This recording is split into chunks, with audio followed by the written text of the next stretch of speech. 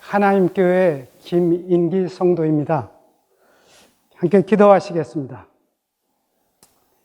하나님, 이 시간 포도원 주인 천국 비유의 말씀 묵상을 나눕니다.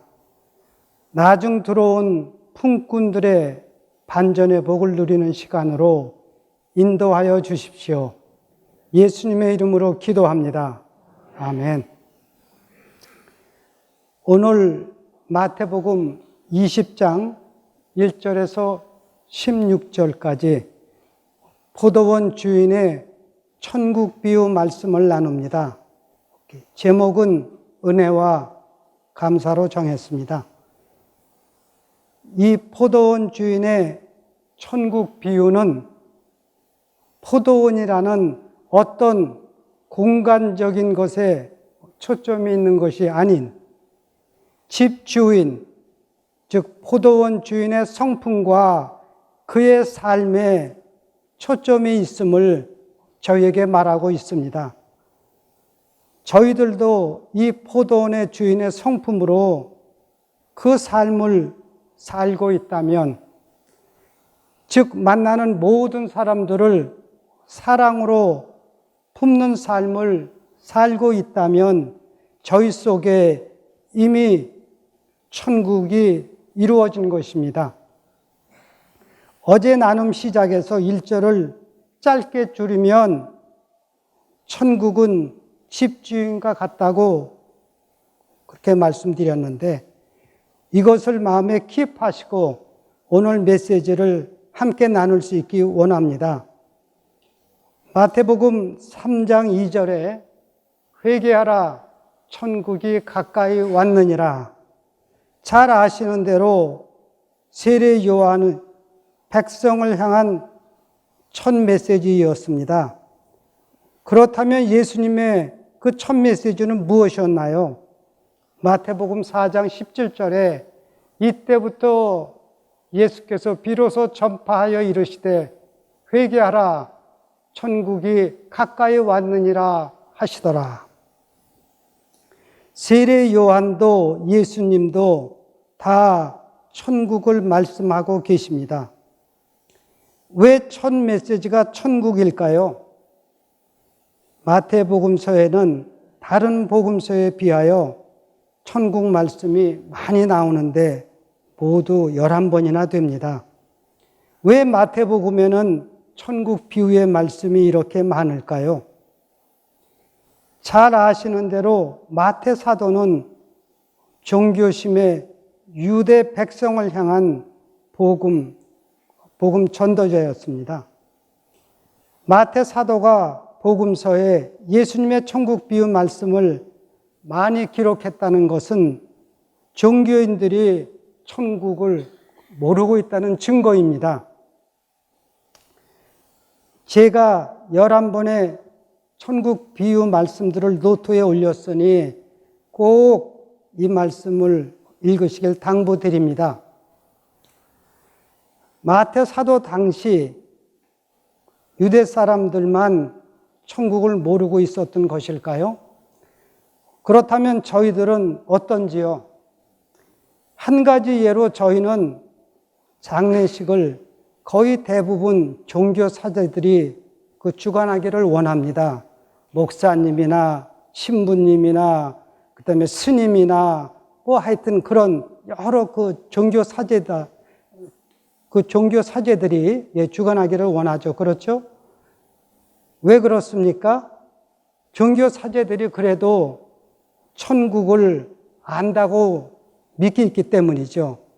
아니면 사제가 집전하면 왠지 죽은 사람의 영혼이 천국으로 갈 것 같은 마음 한구석에 어리석은 그 위로 때문일 수도 있을 것입니다. 종교의 속임수에 저희가 이것은 속은 것입니다. 그래서 마태 사도는 종교인들 천국 모른다. 이 천국 비유 말씀을 통해서 간접적으로 말하고 있습니다. 마태복음 6장 9절에 너희는 이렇게 기도하라. 하늘에 계신 우리 아버지여. 그리고 10절에 나라가 임하시오며 뜻이 하늘에서 이루어진 것 같이 땅에서도 이루어지이다. 땅에서도 이루어지이다. 무슨 뜻입니까? 하나님의 나라가 땅에서도 이루어지기를 원하시는 우리 예수님. 사후는 모르겠습니다만 이 땅에서의 모든 사람들이 소박하고 일용한 삶을 통해 하나님의 나라가 이루어지기를 원하시는 우리 주님. 이 기도가 또한 저희들의 기도가 되기를 원합니다. 마태복음 4장 23절에 예수께서 온 갈릴리에 두루 다니사 그들의 회당에서 가르치시며 천국 복음을 전파하시며 백성 중에 모든 병과 약한 것을 고치시니 예수님이 천국 복음을 전파하셨다. 마태 사도는 이렇게 적고 있는데 예수님께서 너희들이 이 땅에서 종교 생활 하다가 죽으면 천국 갈 것이다. 이런 뜻 아닌 거 다들 아시지요? 그렇다면 천국은 죽은 후에 가는 곳이 아닌 이 땅에서의 저희들의 삶과 깊은 관계가 있습니다. 즉 각자의 삶을 통해 저희 안에 저희 속에 천국을 이루는 것입니다. 이것이 바로 하나님의 저희를 향한 은혜입니다. 이 비유의 말씀을 통해 품꾼들을 사람들을 찾아 자신의 포도원에 드리는 이 포도원 주인의 사랑과 은혜를 만나 저희들도 이런 삶을 살아야 한다가 이 비유 말씀의 핵심입니다. 하나님은 저희 모두의 삶의 자리에서 황제가 신인 제국판이 아닌 하나님이 아버지 되심의 가족판인 천국 하나님의 나라가 이루어지기를 원하십니다. 이 은혜는 신뢰와 감사로 받아야 한다.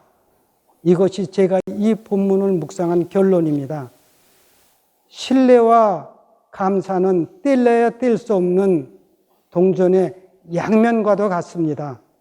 또 이 신뢰와 이 감사는 부분적인 마음으로, 즉 거짓으로, 인사치레로 절대 안 됩니다. 중심의 진실로만 가능합니다. 여기서 본문 말씀 1절에서 7절까지의 말씀을 한 번 더 이 말씀을 정리하고 싶습니다. 이 천국 비유의 집주인은 사람들을 불러 기회를 주는 것이 목적입니다. 일보다 기회를, 포도원의 일보다 사람들의 필요를 채우는 아주 이상한 주인입니다. 다시 말해 이 집 주인은 세상과 다르게 품꾼들 하나하나를 존재로 대접할 줄 아는 주인입니다. 이 땅, 저희가 살고 있는 이 세상은 저희들의 이력서에 온 관심을 쏟습니다. 그런데 이 주인은 품꾼들의 이력서에는 전혀 관심이 없으세요. 이런 주인을 만나면 그야말로 살고 싶은 세상이지요. 이미 1절에서 16절까지 한 절 한 절 말씀 만나기와 인카운터링에서 나누었기 때문에 오늘은 말씀의 요점을 중심으로 함께 나누도록 하겠습니다. 그래서 오늘은 왔다 갔다 많이 할 겁니다. 잘 정신 차리시고 잘 들으시면 감사하겠습니다. 1절 천국은 마치 품꾼을 얻어 포도원에 들여보내려고 이른 아침에 나간 집주인과 같으니 1절 들여보내려고 하는 이 말씀에서 주인의 중심을 2절 품꾼들을 들여보내고 4절 사람들을 들여보내고 여기서도 주인의 열정과 그 사랑을 느낍니다. 그런데 2절에 품꾼들, 은혜가 아닌 스스로를 준비하는 품꾼들, 한눈에 보아도 품꾼들인 것이 분명해 보이는 이들, 저는 이들을 종교인들이라고 제 나름 묵상했습니다. 또 이 주인이 하루 5번 집을 나서며 품꾼들과 이 사람들을 만났는데 그 나간 장소가 다 달랐던 것을 어제 함께 나누었죠. 이 주인은 매번 다른 장소로 헤매며 사람들을 찾는 그 열정, 그리고 사람들을 향한 그 사랑의 사람임을 알 수 있습니다. 그렇다면 하나님은 하루 종일 무엇을 하시나요? 반면 저희는 하루 종일 무엇을 하나요? 저희 안에도 오후 5시에 사람들처럼 기다림이 있나요? 하나님과 저와의 사이에 텐전 포인트, 만남의 자리가 있나요? 깊이 들여다봐야 할 묵상입니다. 이 비유의 말씀을 보니 이른 아침 품꾼들과 하루 한 데나리온씩 품삯을 약속합니다. 그래서 2절에 그가 하루 한 데나리온씩 품꾼들과 약속하여 포도원에 들여보내고, 말씀 만나기 나눔에 몇몇 성도님들이 이들을 일용직 품꾼들이라고 그렇게 표현하셨습니다. 네, 맞습니다. 저도 그리 생각합니다. 일용직 품꾼들이죠. 하루 벌어 하루 사는 불안한 삶의 사람들입니다. 그런데 2절 말씀을 보면 일용직 품꾼들과 이 주인이 하루 한 데나리온씩 약속하여, 이 말씀이 좀 어색함이 없나요? 어차피 이 일용직 품꾼들은 주인 입장에서도 하루 쓰고서 그냥 끝나는 거 아닌가요? 또 일용직 품꾼 입장에서도 주인이라고 하지만 하루 일하면 끝나는 거 아닌가요? 어차피 하루밖에 일하는 사람들한테 하루 한 데나리온씩 내가 너에게 주겠다 하는 이 약속에는 그 안에 무엇인가 있습니다. 그 무엇인가가 이 비유의 핵심입니다. 그 일용직 품꾼을 이 주인이 원했다면 13절처럼 그냥 한 데나리온 약속하여 이리 말씀했을 것입니다. 그런데 예수님은 하루 한 데나리온씩 품꾼들과 약속하여, 이 두 말씀에 분명한 차이가 있습니다. 일용직, 이 주인의 가슴은 일용직 끝이야, 불안한 삶 이제 끝났어. 저는 이 말씀을 이리 받았습니다. 왜? 7절에 우리를 품꾼으로 쓰는 이가 없습니다. 이 품꾼들의 이 대답, 참 가슴 아픈 대답이죠. 그래? 그럼 이제 나의 포도원에서 내 삶을 마음껏 피워봐. 이런 뜻 아니었을까요? 그런데 안타까운 일은 이런 집주인의 마음을 헤아린 품꾼이 하나도 없었다는 것입니다. 그래서 결국은 11절에 이 집주인을 향한 그 원망이 나오게 된 것이죠.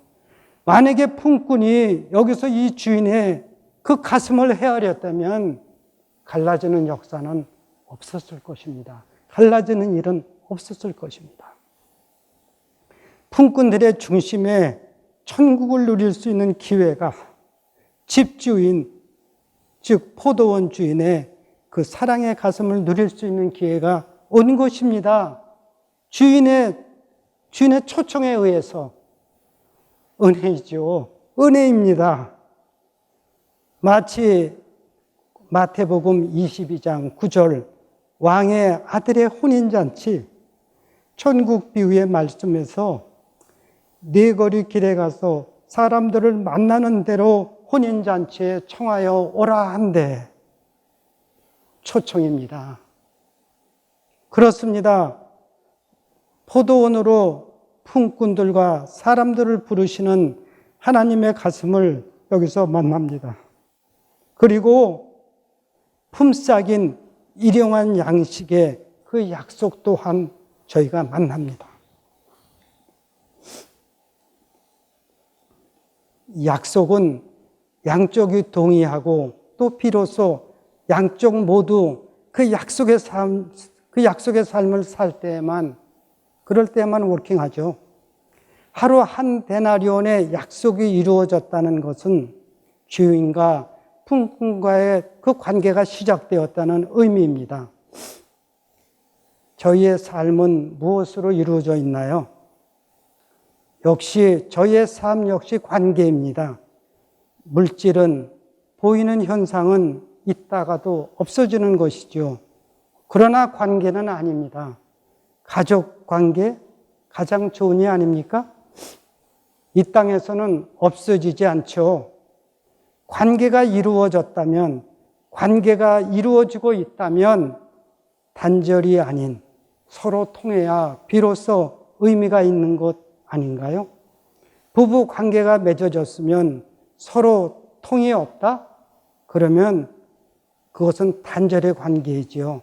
당연히 맺어졌던 관계도 무의미해질 것입니다.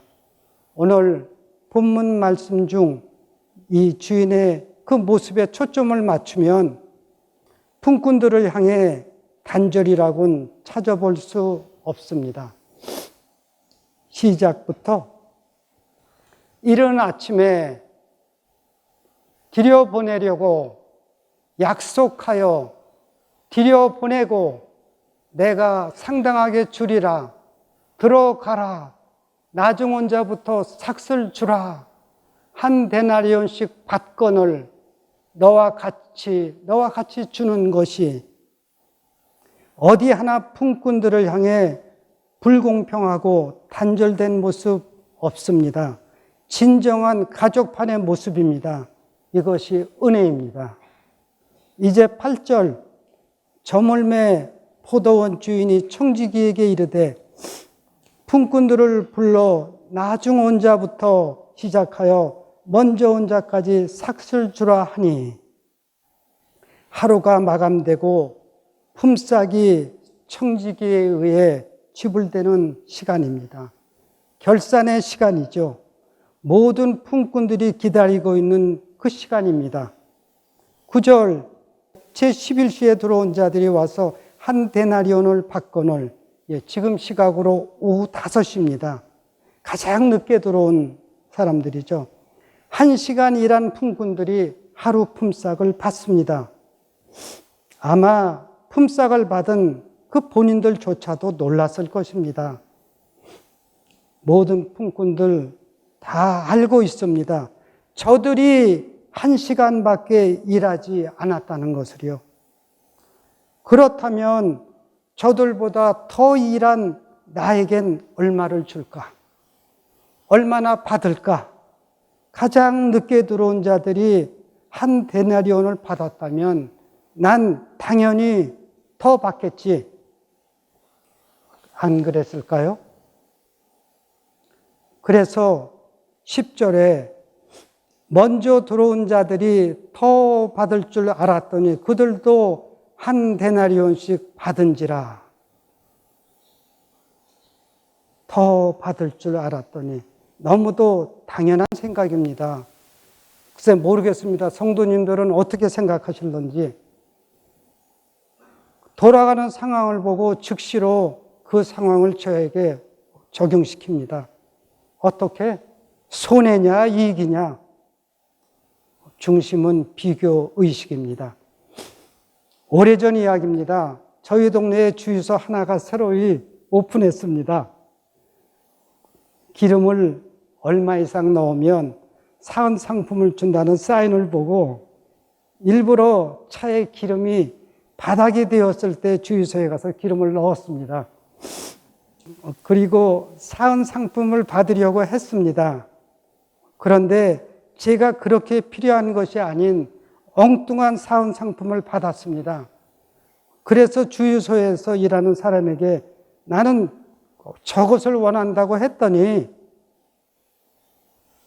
그것은 기름을 더 많이 넣은 사람을 위한 것이라고 하면서 그냥 이것이나 가지고 가라고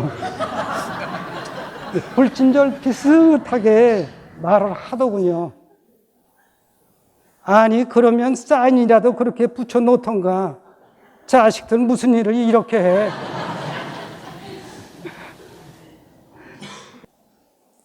다시 천국 비유 말씀으로 돌아갑니다. 조그마한 사은 상품 하나에도 이 기분이 왔다 갔다 하는데 품삯, 가족의 생계가 걸린 돈, 이 이슈에 어찌 마음이 복잡해지지 않겠습니까? 11절에 받은 후 집주인을 원망하여 이르되, 받은 후 집주인을 향한 그 원망이 나옵니다. 주인과 한 데나리온의 약속은 이미 챙긴 것입니다. 그리고 12절에 원망의 이유가 나오는데, 나중은 이 사람들은 1시간밖에 일하지 아니하였거늘 그들을 종일 수고하며 더위를 견딘 우리와 같게 하였나이다. 무슨 뜻입니까? 저들은 우리와 같은 대우를 받을 자격이 없는데 받게 하셨습니다. 종교의 기득권이죠. 저희 이런 거 많이 보지 않습니까? 교회에서도 마찬가지예요. 저 사람 창립 멤버야. 일종의 그런 게 기득권 아니겠습니까? 아니면 우리에게 저들보다 더 많은 품삯을 주셨어야지요. 더 많은 품삯을 주셨어야지요. 보상의식이죠. 원망을 만든 비교의식은 커트라인이 없습니다. 끝이 없습니다. 즉 하나님의 공평하심이 먼저 들어온 종교인들의 에고, 비교의식으로 불공평하게 받아들여진 상황이죠. 완전히 뒤바뀐, 업사이드 다운된 그런 상황입니다. 단절의 증상인 비교의식, 보상의식, 그리고 손해냐 이익이냐의 의식, 즉 1시간, 그것도 해가 기운 후에 일한 사람보다 저희는 더 받아야 합니다. 주인의 약속보다는 내 논리가 더 중요한 이것이 원망과 불만의 출발이었습니다. 영국의 신학자이자 철학자이며 시인인 존 노리스는 불만은 비교에서 비롯된다 는 말을 남겼습니다. 우리가 나됨으로 살기 힘들게 만드는 것 중에 하나가 바로 이 비교의 덫입니다. 영국의 역사학자인 토마스 퓨러는 사람의 행복과 불행을 좌우하는 것은 비교다 라는 말을 남겼습니다. 나의 행복이 비교로 인해 금세 불행으로 바뀔 수도 있다는 의미입니다. 예를 들면, 이거 저희 집 이야기 아닙니다. 예를 들면 제가 주급 300불 정도 받고 행복한 생활을 하고 있는데 제 아내가 어느 날 갑자기 여보 누구누구 아빠는 주급이 1000불이래. 예, 그러면 이 말을 듣는 순간 제 행복은 어떻게 되는 겁니까? 갑자기 불행으로 바뀌죠. 근데 절대 저희 집 이야기 아닙니다.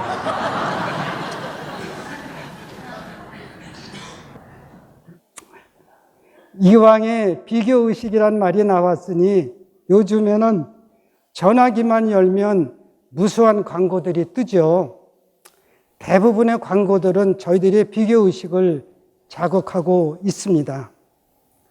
예를 들어 화장품 광고 하나만 보더라도 이거 바르시면 훨씬 예뻐집니다. 물론 그럴 수도 있겠죠. 그래서 여자 성도님들이 비싸도 구입하시는 거 아닌가요? 예, 저도 마찬가지입니다. 비교의식은 나됨에 반대되는 의미로 전 이해하고 있습니다. 이 비교의식은 거기에 그치지 않고 시기, 질투, 열등감, 자괴감, 미움 등으로 발전합니다. 꼬리에 꼬리를 물고 달려갑니다. 오늘 본문에 먼저 들어온 자들이 지금 보이고 있는 모습을 통해 저희는 이를 선명하게 보고 있습니다. 본문 11절에 원망하여, 이 원망하여는 미완료 과거형이라고 저는 기억합니다. 그러니 이 원망이 반복적으로 계속된 상태를 의미하죠. 단절의 상황을 일으키는 비교의식, 보상의식, 손익의식, 이것들 저희들이 쉽게 핸들링 할 수 있을까요? 아닐 것입니다. 오래전에 읽었던 단편집의 한 부분 이야기가 떠올랐습니다. 어느 맏며느리의 이야기입니다. 4명의 시동생과 홀 시아버지가 있는 집에 시집온 이 며느리.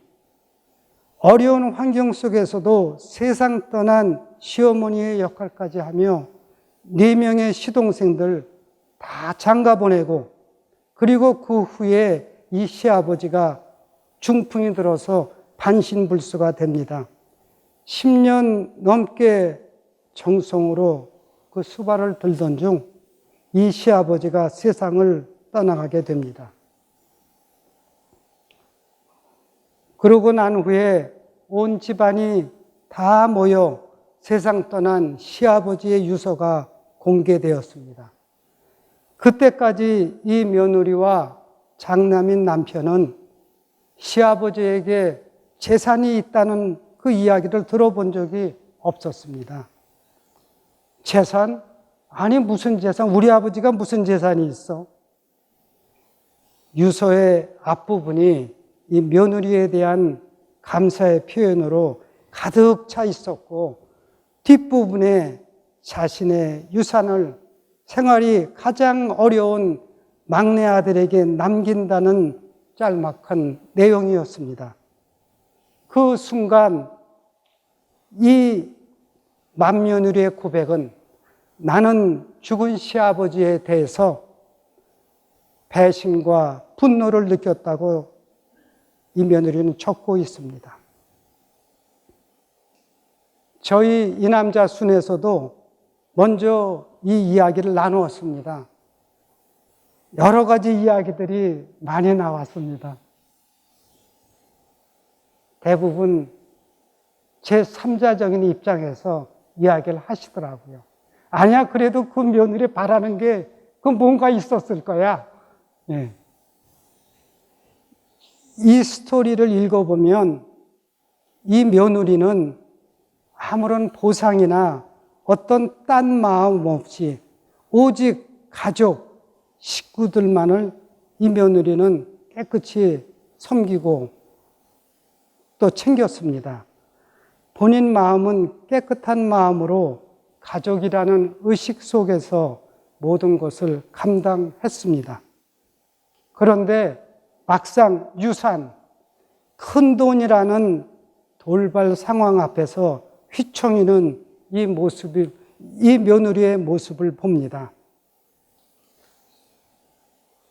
아니, 그동안 내가 얼마나 지극정성으로 시아버지를 모셨는데, 내가 얼마나 수고했는데, 다른 며느리들 손끝 하나 움직이지 않았는데 어떻게 시아버지가 나에게 이렇게 하실 수 있었을까?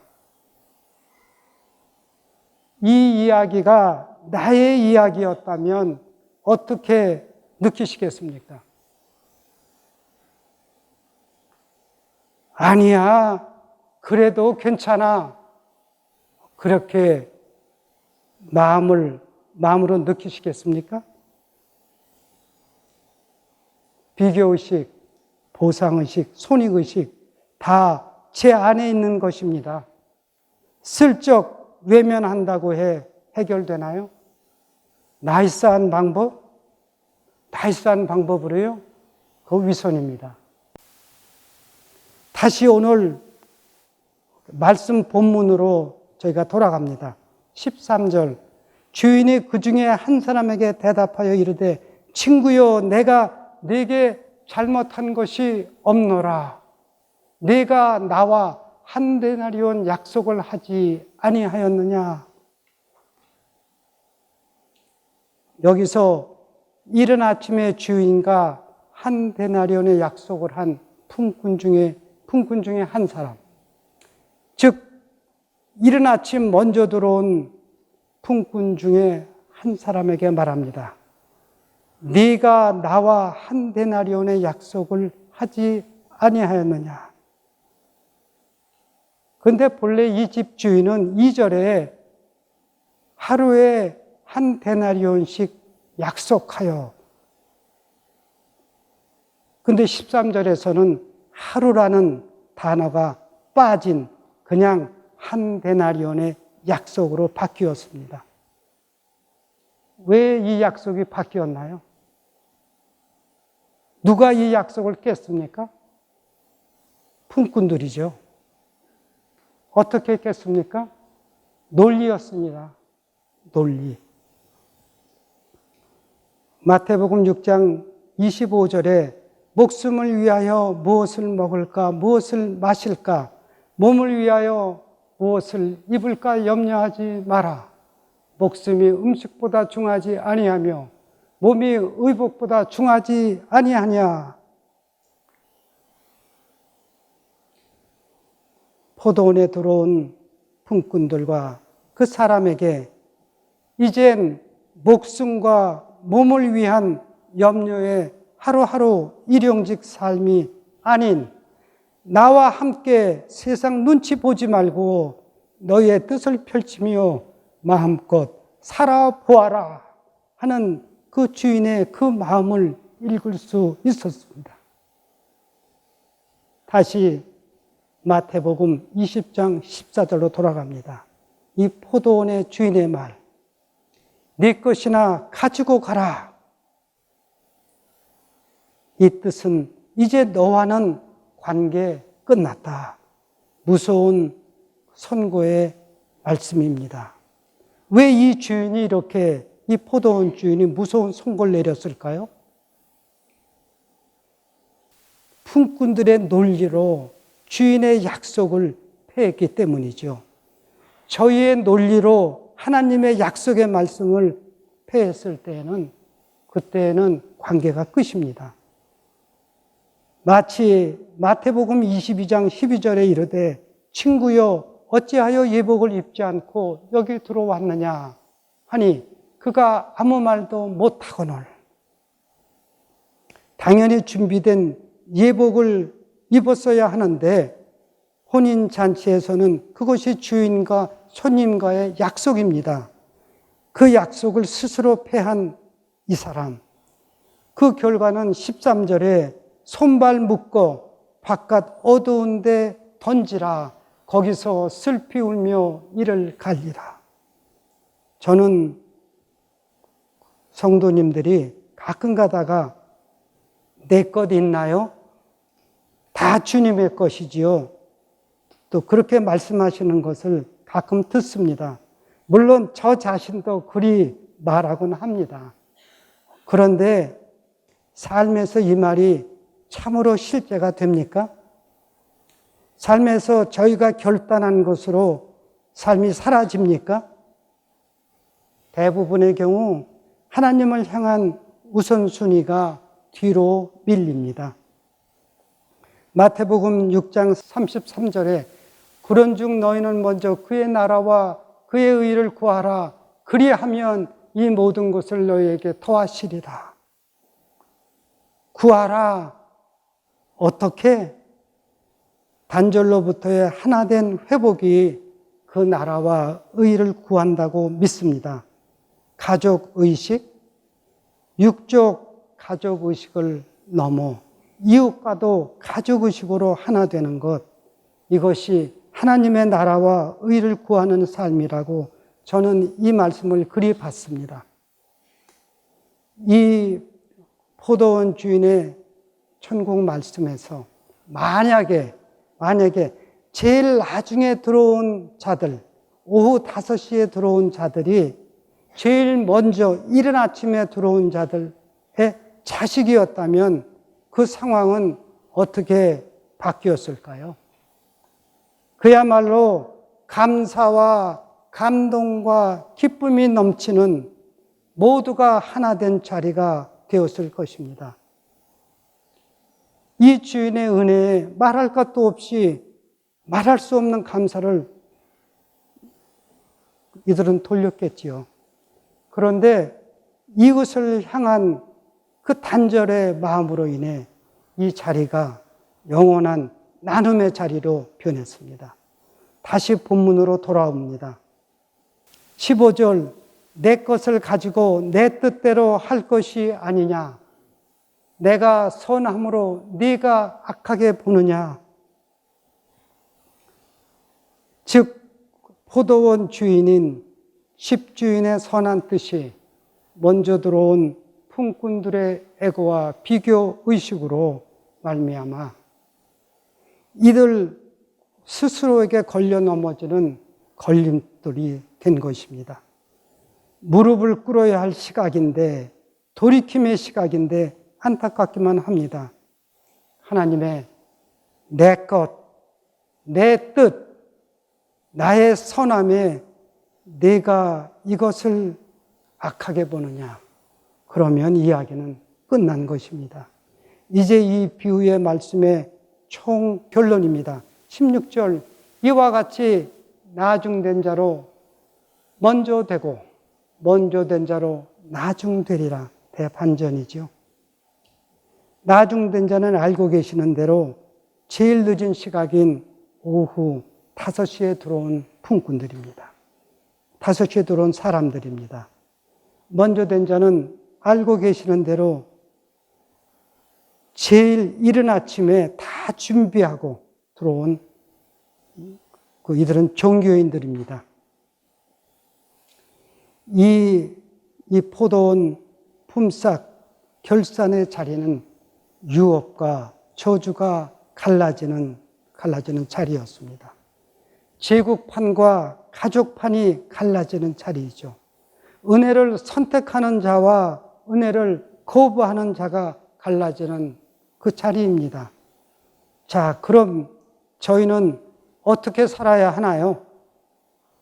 조그마한 이익이든 큰 이익이든 나에게 이익이 되는 것만을 쫓게 하는 저희 속에 흐르고 있는 이 비교의식, 보상의식, 손익의식 속에서 자유하려면 어떻게 살아야 하나요? 제가 만난 것은 감사를 통해서만 자유할 수 있다입니다. 작은 감사든 큰 감사든 제 중심에서 시작한다면 이 감사에도 생명이 있습니다. 왜? 감사는 하나님으로부터 온 것이기 때문입니다. 하나님으로부터 온 것은 자라고 성장합니다. 제가 오늘 요만큼 감사한 거에 감사하면 다음에는 30배, 60배, 100배의 감사를 하게 됩니다. 감사가 바로 텐전트 포인트입니다. 하나님과 나와 서로가 서로를 공유할 수 있는 자리입니다. 이것이 바로 천국이며 은혜입니다. 하나님의 은혜는 우리를 향하신 하나님의 선한 주권입니다. 이 은혜 앞에 나갈 수 있는 것은 오직 감사의 맑고 정결한 중심밖에는 없습니다. 이것이 제 묵상의 총결론입니다. 그러면 은혜를 향한 감사의 열매는 무엇입니까?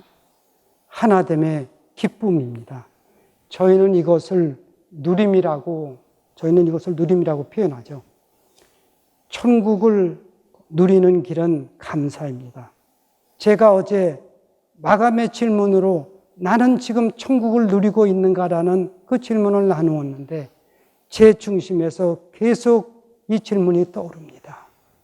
이 질문이 제 인생길의 목적지를 향한 사인이 되기를 간절히 제가 소원합니다.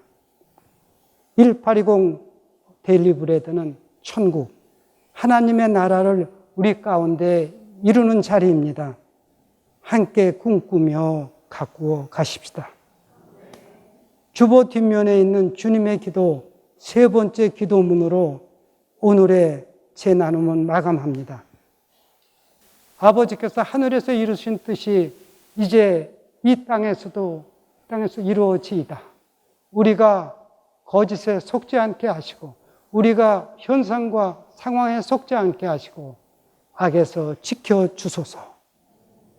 이제 우리 나누어진 이 말씀을 기억하면서 한 마음으로 함께 기도하시기 원합니다.